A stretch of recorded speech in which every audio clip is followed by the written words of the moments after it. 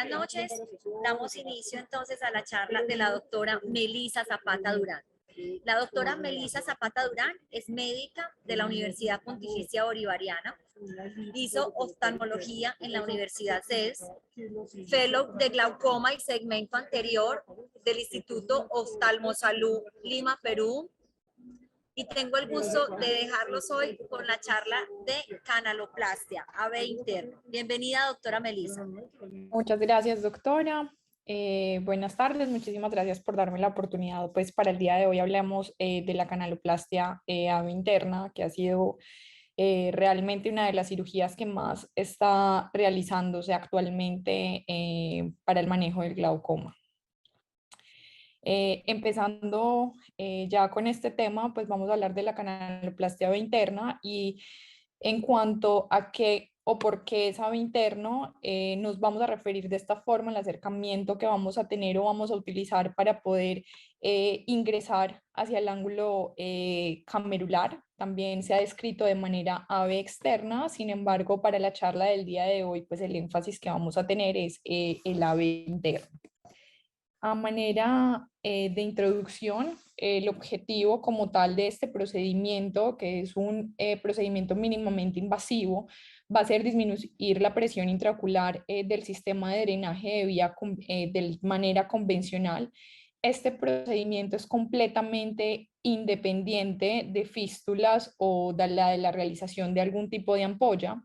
Y la ventaja sobre todo de realizarlo de manera AB interno tiene como objetivo la dilatación como tal del canal de Schlemm y mejorar la función de la malla trabecular. En cuanto a los procedimientos que se realizan de AB interno, tenemos en cuenta que se pueden realizar dos tipos, los segmentales y los circunferenciales.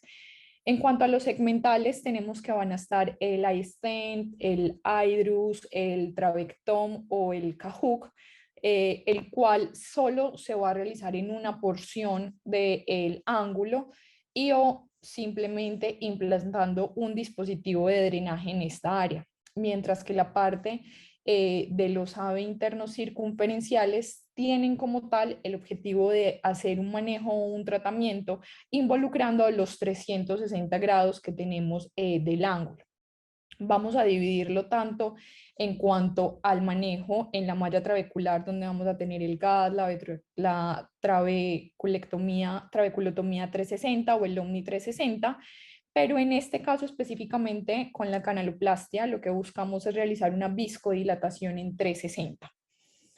En cuanto a la evolución de la canaloplastia, es un procedimiento que se empezó a realizar en el 2004 con el doctor Robert Stegman. Normalmente o inicialmente este procedimiento se realizó AB externo y después fue evolucionando. Cabe resaltar que antes del 2004, el doctor Stegman en el 1999 realizaba una viscocanalostomía, también con abordaje AB externo, teniendo buenos resultados en cuanto a la disminución de presión intraocular en pacientes con glaucoma de ángulo abierto, y esto fue evolucionando con el tiempo. En el 2005 se empezó a realizar o se fundó como tal el primer estudio multicéntrico de pacientes con canaloplastia de manera internacional, y en el 2005, en este mismo año, se logró implementar este tipo de procedimiento en Estados Unidos. En el 2008 como tal sale o se diseña, se comercializa el LightTrack, que es una sonda con fibra óptica, que vamos a hablar de ello un poco más adelante, y cómo se realiza el procedimiento siendo completamente atraumático. En el 2011 se publica este primer estudio multicéntrico con estudios que nos van a llevar a una evolución aún mayor en el abordaje de la canaloplastia, ya que en el 2015 se realiza la introducción de AB interno de canaloplastia. Normalmente, como se diseñó el primer estudio multicéntrico a 3 años, realizaban un abordaje externo con esclerectomías en la cual se introducía el iTrack. Adicionalmente se le ponía un Prolene 9 ceros, y este lo que ayudaba a hacer era una tracción y una dilatación completamente del canal colector, así tratando de aumentar su lumen y evitar su obstrucción con el fin de que mejorara la parte de drenaje. En cuanto a los resultados que se tuvieron en este estudio, se encontró de los 157 pacientes que se les realizó el procedimiento tanto de canaloplastia como facocanaloplastia. En algunos pacientes no se les lograba introducir como tal esta sutura de prolene y encontraron que los pacientes que no era posible realizar este procedimiento adicional tenían muy buen resultado al final de disminución de presión intraocular con respecto a los pacientes que sí se les lograba. Es de ahí que surge la idea de que se lograba realizar una canaloplastia con un abordaje AB interno eh, y realizando solo la viscodilatación, también con un muy buen resultado a largo plazo. Es tener en cuenta o necesitamos tener en cuenta que este dispositivo específicamente nos vamos a basar en dos áreas del ángulo que van a ser la malla trabecular, como la vamos a encontrar acá, y la zona proximal, que es donde vamos a encontrar las áreas de mayor resistencia, la malla yuxtacanalicular y la pared interna del canal, y la área distal en donde vamos a tener el canal de Schlemm y los canales colectores. El diámetro aproximadamente del canal de Schlemm en los pacientes va a ser de 350 a 500 micras y tenemos que tener en cuenta que aproximadamente cada ojo va a contar con 25 a 35 canales colectores. La gran mayoría de los canales colectores los vamos a encontrar en la área nasal y es por eso que la gran mayoría de los mix se realizan en esta zona, porque es donde más concentración vamos a tener de esto. La ventaja de realizar una canaloplastia interna es que vamos a tener una función o la capacidad de hacer una viscodilatación en 360, tratando de tratar tratando, mejor dicho, todo en su totalidad de los canales colectores. Vamos a utilizar un catéter, que es el catéter que se llama iTrack. Es un catéter que tiene una fibra óptica con una transmisión de luz. En esta área proximal o en la parte más proximal vamos a encontrar cómo es completamente atraumática. Vamos a tener un lumen que aproximadamente mide 250 micras y todo esto es hecho de un material de polímero, lo cual nos permite tener más facilidad en cuanto a su manejo en la cámara anterior. Es completamente flexible y está diseñada para hacer una cánula atraumática. En el estudio que publicó el doctor Gon, realizaron VMs a pacientes posteriores a que se les había hecho una viscodilatación con el iTrack y acá se puede observar cómo están los canales colectores y el canal de Schlemm completamente dilatados y no por el contrario colapsados, como se ha descrito que se encuentran en los pacientes que tienen un glaucoma de ángulo abierto sin tratar. Adicionalmente, se realizó un estudio histológico de dos grupos, pacientes completamente sanos y pacientes que tenían glaucoma de ángulo abierto.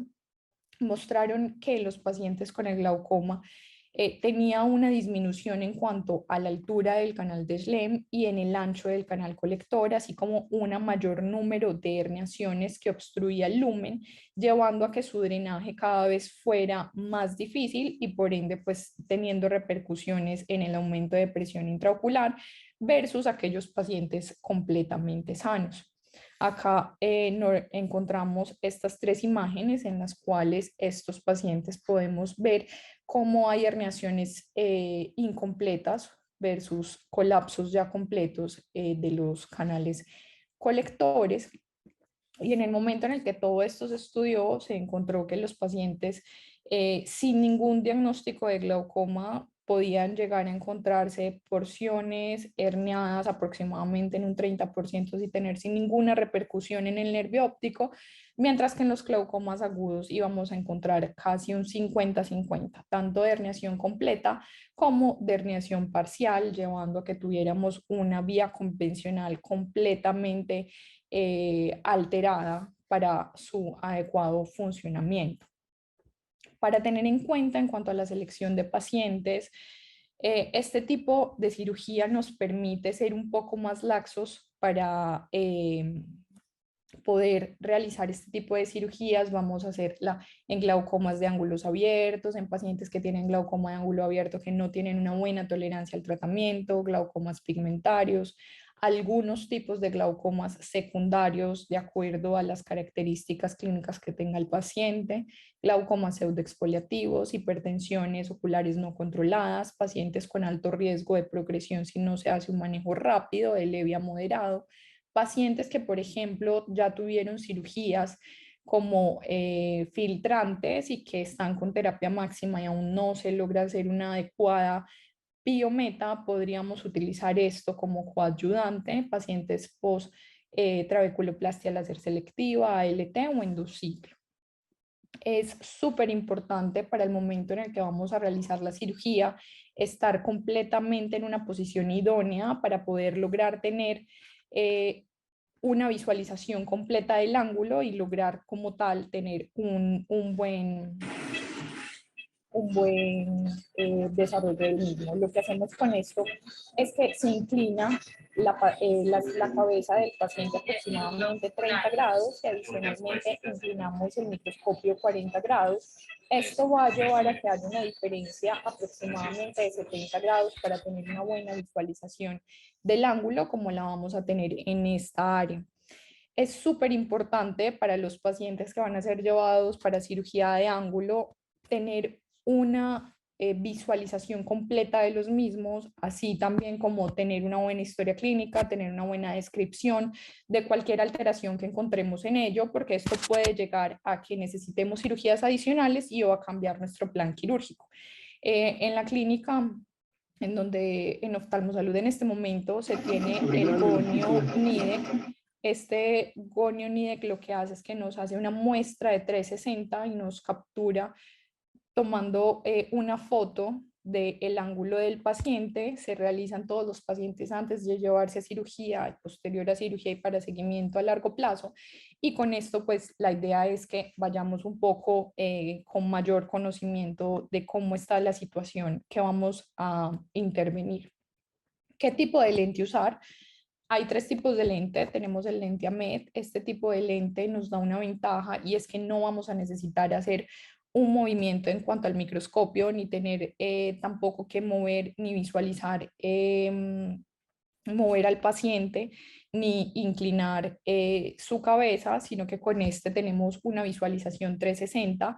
Acá tenemos como esta parte de esta ruedita, por decirlo así, la cual vamos moviendo por cada meridiano y vamos observando el ángulo. La ventaja o para lo que se recomienda este tipo de lentes para el GAT, sobre todo porque no vamos a tener esta visualización de una luz que nos pueda ayudar para ver en cuál está su ubicación y podemos ver por dónde va pasando.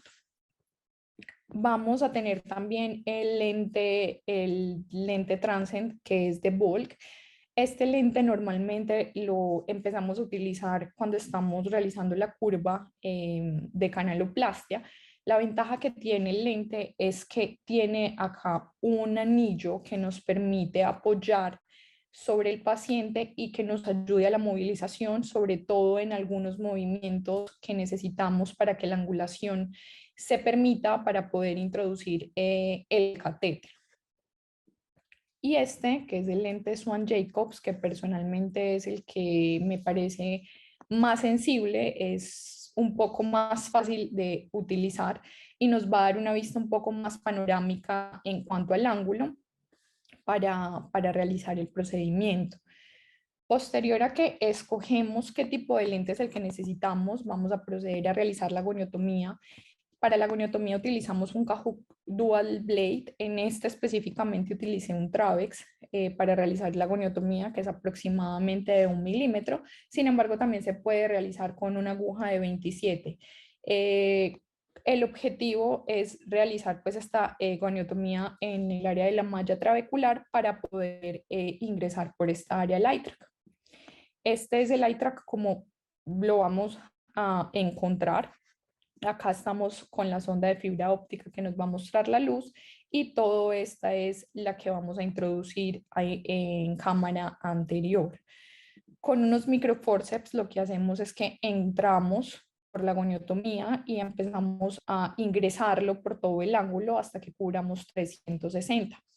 En este ojito específicamente está acá marcado y es porque en algunos pacientes se puede encontrar áreas donde hay obstrucción, como en este caso que es un paciente post-trave hacía 10 años, y lo que hacemos es que realizamos hasta donde el catéter nos permita, marcamos e ingresamos por el otro lado hasta donde el catéter nos permita. Entonces, con eso lo que tratamos de hacer es que se hagan 360. Posterior de que se ingresa el catéter, tratamos de hacer una verificación para evaluar que sí se encuentra en el ángulo y no en el espacio supracoroideo, para después disponernos a realizar una viscodilatación, en la cual lo ideal que deberíamos encontrar sería el blanqueamiento epiescleral a medida que se va haciendo el depósito del viscoelástico. Por lo general, se realizan aproximadamente 2 clics por meridiano, en promedio van a ser unos 25. Es importante, pues a medida que se va realizando todos estos clics, mirar cómo va comportándose el ojito y mirar si hay un blanching. Sobre todo porque a mayor viscodilatación también podrían llegarse a presentar complicaciones, como por ejemplo esta, que fue un desprendimiento de ese MET secundario, una hemorragia en pacientes en un paciente con AV interno. Fue el primer reporte que se ha realizado de canaloplastia a nivel mundial y se realizó posterior a este procedimiento con el doctor del staff. Adicionalmente, en cuanto a los estudios que se han encontrado o que se han realizado, se ha mostrado que hay una disminución bastante importante en cuanto a los controles de presión intraocular y el uso de medicamentos. Este es un estudio que se realizó por el staff de glaucoma de Oftalmosalud, en el cual combinaron cómo era la expectativa de facoemulsificación con canaloplastia versus la canaloplastia sola. Se evaluó la eficacia y la seguridad de estos procedimientos, tanto combinado como en solitario, y adicionalmente se hizo un seguimiento a 12 meses con el fin de evaluar cómo era la disminución de presión intraocular, el uso de medicamentos, complicaciones y agudezas visuales.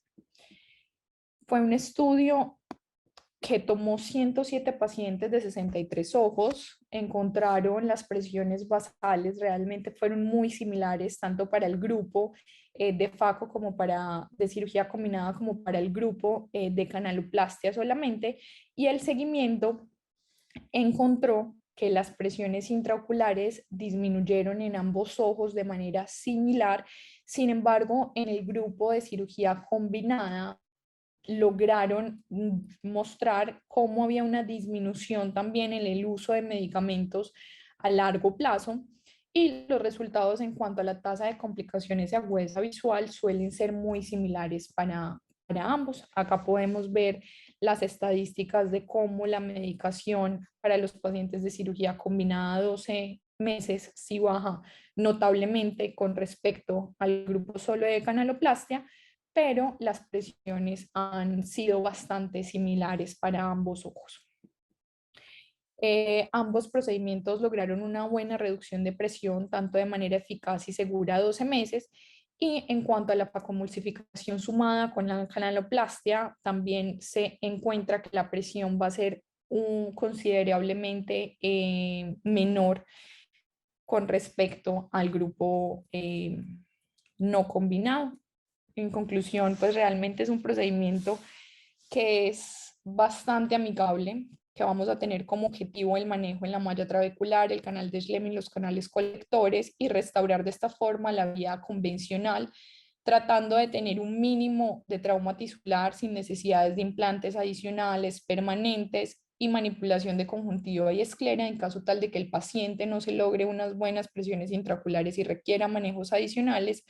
Adicionalmente, también vamos a encontrar que es un procedimiento eficaz que puede ser realizado tanto de manera independiente como de manera combinada, y que se puede realizar incluso en pacientes posteriores a cirugías penetrantes o esclerectomías profundas no perforantes que necesitamos tratar de bajar un poco más las presiones metas en estos pacientes. Muchas gracias. Melissa, buenas noches, Carlos Restrepo. Muchas gracias por la conferencia. Muy bonita y muy interesante esa opción que, como decía, nos presentaste la tarde-noche de hoy. Melissa, una pregunta. La curva de aprendizaje o de ciencia, entrenamiento quirúrgico para este procedimiento, qué tan fácil es? Doc, le voy a hablar de mi experiencia personal.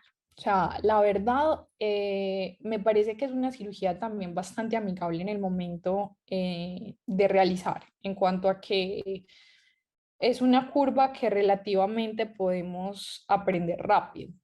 ¿Qué pasó, por lo menos en mi caso? Me parece que hay complicaciones que no tenemos forma de prevenirlas, que sí pueden llegar a generar un poco de estrés, como por ejemplo los desprendimientos de DSMED, que me parecieron bastante frecuentes en algunos pacientes, no por decir pues que suceden todos, pero sí llegan a suceder, y el manejo sí puede ser un poco más engorroso.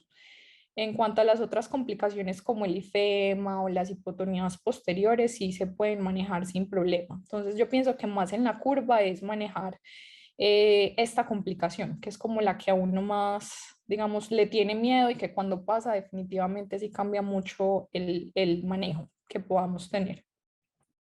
Gracias, Melio. Muchas felicitaciones en el chat. Muy interesante la conferencia. Y qué bueno Gracias. que el profe izquierdo estaba también por acá. Sí, acá está acompañando. Hola Carlos, ¿cómo estás? Buenas noches. Muy bien, señor. Qué bueno tenerlo por acá de nuevo con nosotros. Aquí escuchando a Meli de el aprendizaje con el gran docente. Muy interesante esa opción quirúrgica y hay que darle la oportunidad, claro que sí. Sí, porque también como que este procedimiento como que nos ha abierto nuevas opciones, ¿no?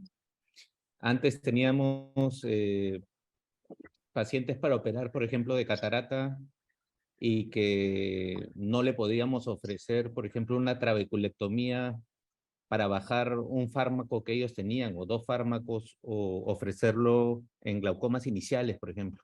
Sería una locura ofrecerle una trave a esos pacientes, ¿no?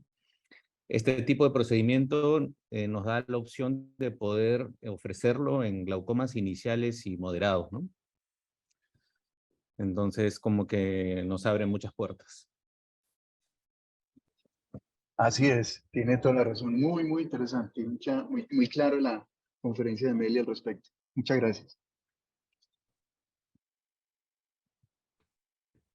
No, gracias por la invitación. Mil Arme- gracias.